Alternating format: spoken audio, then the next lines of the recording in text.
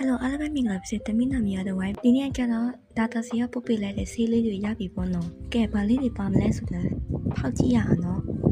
ဝိုင်းရထားရနေမှာလည်းမို့လို့ရေးလေးနည်းနည်းလေးတော့ကြာသွားပါလေပေါ့နော်ရေးကြာချင်ရဆက်ရေး15ရေးဆိုပေမဲ့အစိုးရ9ရေးနဲ့တပတ်နဲ့ရလာတော့ပေါ့နော်အစိုးရရလာရင်အစိုးရလေးရမှာပေါ့နော်ရေးပြလိုက်တာကိုလေးရဲ့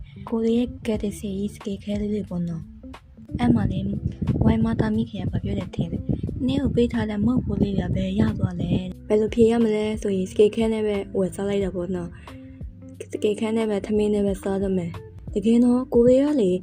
ပတ်ဆက်စီးရလေစကေခဲကိုပြေးဝဲမှရတာလာစားထောက်တဲ့ရေးဆိုရင်လေစကေခဲကလည်းကောဟိုဘူးကကောဒီလိုရှိရကောတကယ်မလဲဘူးနော်မိန်းကလေးတွေလိုအပ်ချက်တွေကရမ်းများတယ်ဒီစကေခဲတွေကလေဘလူးကြီးမှန်းမသိဘူးနော်လာစားကောတဲ့ချက်တူတော့ပါလိုက်ကောတာကဲဘာမှမစိုးယူထုတ်လိုက်တာတော့ဆက်စကေလေးပါရှင်